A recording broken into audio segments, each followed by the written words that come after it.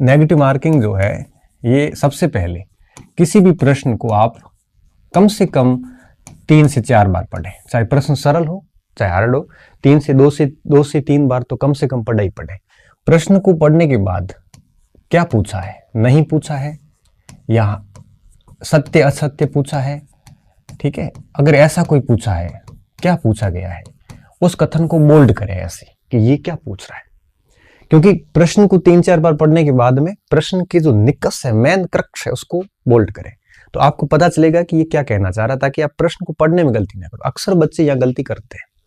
अब प्रश्न को 3-4 बार पढ़ने के बाद में एक काम ये भी करना है कि प्रश्न को दोनों भाषाओं में पढ़ें, ठीक है, अंग्रेजी में भी देखें, क्योंकि कई बार प्रश्न समझ में नहीं आता तो इंग्लिश की टर्म्स आपको समझ में आ जाती है।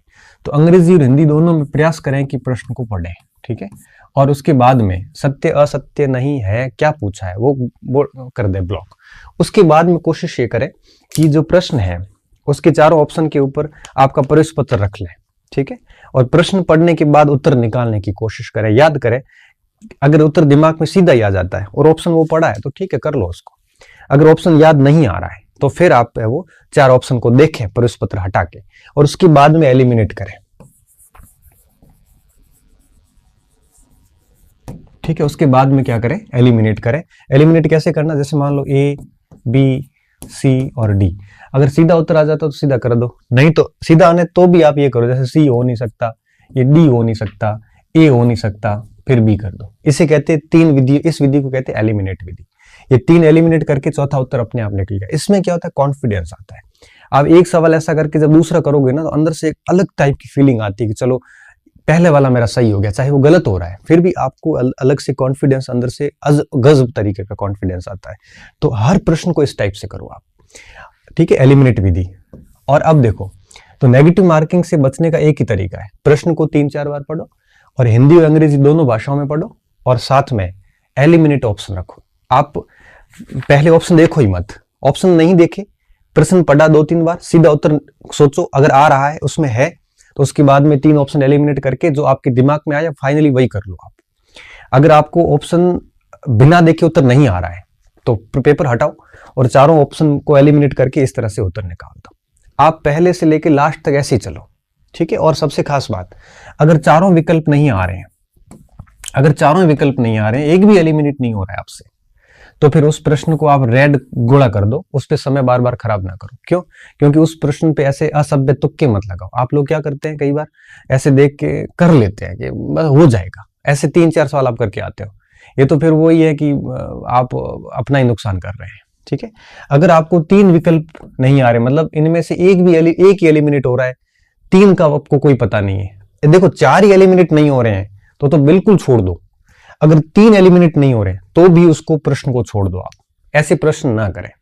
अगर 2 एलिमिनेट हो रहे हैं, जैसे ए और डी पक्का नहीं है, अब सी और बी में है, तो ऐसे प्रश्न तो कर ही ले आप, फिर तो रिस्क तो लेनी पड़ेगी।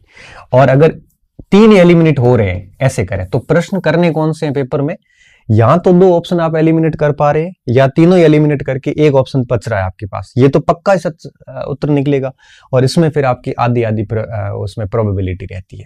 तो ऐसे सारे प्रश्न कर ले, ठीक है, जितने भी आ रहे हैं आपको सारे कर ले।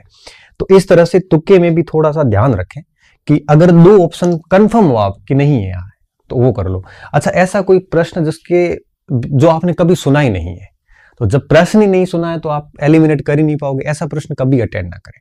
देखो, वहां पे इमोशंस से ना सोचें, या दिमाग का काम लें। अगर आप दिल से करोगे, भावनाओं में बह के उत्तर निकालोगे, तो फिर आप 10-15 गलतियां कर दोगे, और चयन होने में और फेल होने में सिर्फ इतना ही फर्क होता है, ठीक है। तो इस प्रकार की गलती ना करें। एलिमिनेट मेथड हमेशा अपनाएं, क्योंकि इसमें जल्दबाजी की कोई गुंजाइश नहीं रहती। अंग्रेजी और हिंदी दोनों में पढ़े, चाहे आपको इंग्लिश नहीं आ रही तो भी पढ़े, क्योंकि नोट तो नजर में आएगा कम से कम। प्रश्न को 2-3 बार, कम से कम 2-3 बार, 4 बार पढ़ते हो और भी बढ़िया, 2-3 बार पढ़े ही पढ़े। और सबसे महत्वपूर्ण और सबसे आखिरी और सबसे महत्वपूर्ण बात कि इतना करने के बाद फिर आपको बबल्स भरना है, और गोला भरते वक्त पूरा ध्यान रखना है, कोई जल्दबाजी ना करें कि डी ये आ रहा है तो उधर चला के डी भर दो। यहां पे बिल्कुल समझदारी रखें, और इस तरह से 1 से 150 तक चले आए। ठीक है। और जो रेड पेन ये ऑप्शन है, इनको मत छेड़ें आप, इनको बिल्कुल टच भी ना करें। क्यों? क्योंकि ये आपको नुकसान ही देंगे, फायदा नहीं दे सकते। 3 ऑप्शन नहीं आ रहे, एक आपको एक ही आ रहा है, एक है कि नहीं, उस 3 में से कैसे तुक्का मारोगे आप? ऐसी गलती है वो ना करें। और सबसे एक महत्वपूर्ण बात मैं और बताना चाह रहा था, जैसे कोई सन पूछा गया है, ठीक है, सन पे कभी तुक्का ना मारे, क्यों? कोई पता नहीं।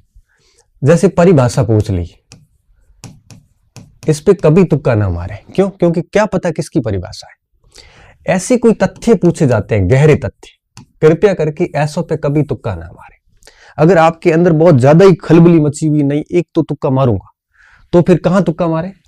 जहां विश्लेषणात्मक प्रश्न हो, है ना। विश्लेषणात्मक प्रश्न पे आप तुक्का लगा सकते हैं। जैसे कौन से कथन सही नहीं है, 4 कथन आगे, साइकोलॉजी में विश्लेषणात्मक ज्यादा आते हैं प्रश्न। ऐसा कोई कंसेप्चुअल प्रश्न आता है जहां तथ्य नहीं पूछा गया, आप मेरी भावनाओं को, बात को समझना, जहां कंसेप्ट पूछे गए। जैसे मान लो मेरा पूछ ले, मैं मेरे पे उदाहरण देता हूं। जैसे पूछे कि मेरा जन्मदिन है, जैसे आ गया 3 जुलाई, 4 जुलाई, 5 जुलाई, 6 जुलाई, यहां तुक्का मत लगाए। लेकिन अगर ये आएगा निम्नलिखित में से कौन सा मेरे बारे में कथन सत्य नहीं है, फिर 4 कथन आ गए उसमें, यहां आप तुक्का लगा सकते हो, थोड़ा बहुत चल जाता है, उपयोग सभी वगैरह में चल जाता है। लेकिन इस स्थिति में तो कभी तुक्का ना लगाए। विश्लेषणात्मक में लगाया जा सकता है तुक्का, ठीक है। और वो भी कब? जब आपको लगता है कि ठीक है, 1-2 ऐसे कर लेते हैं तो करना, अदरवाइज नहीं करना, ठीक है। इन बातों का पूरा ध्यान रखोगे तो मैं दावे के साथ कह सकता हूं कि आपका पेपर बहुत बढ़िया जाएगा, ठीक है। अब लास्ट तक आप इस वीडियोस को पूरा सुनना और इस बात को फॉलो करना। अब मैं आपको विश्वास के साथ कह सकता हूं कि आपका पेपर बहुत बढ़िया जाने वाला है। जब मेरे जैसा सामान्य व्यक्ति जिसके पास कोई ऐसा गोल्डन हैंड ना हो और बड़े आराम से सारी चीजें कर सकता है धैर्य के साथ, तो आप भी कीजिए। जब स्ट्रेस जैसी स्थिति आती है तो लंबी सांस लीजिए, सारी चीजें ठीक हो जाती है। और 2-3 बार डीप ब्रीथिंग करते हैं तो स्ट्रेस रिलीज हो जाता है, ठीक है। वो करिए और इस तरह से पेपर को अटेंड कीजिए। साथ साथ में समय का भी ख्याल रखिए और मार्कशीट ठीक से भरिए। और इन बातों के साथ में मैं मेरी बात को यहीं खत्म कर रहा हूँ। उम्मीद है कि ये वीडियो आपके लिए बहुत फायदेमंद सिद्ध होगा। मैं आपका समय नहीं खराब करना चाहता था, लेकिन मैं चाहता हूँ कि इसकी वजह से अगर आपके 2-4 सवाल भी सही होते हैं तो मेरा ये मैंने जो आपका आधा घंटा लिया है, ये आपके लिए फायदेमंद होगा, नुकसान नहीं होगा, ठीक है। और अगर कोई फिर भी, मुझे नहीं लगता कि कोई प्रश्न शेष बचा है, फिर भी कोई छोटा मोटा प्रश्न शेष बचा है तो उसका उत्तर खुद से तलाश लेना।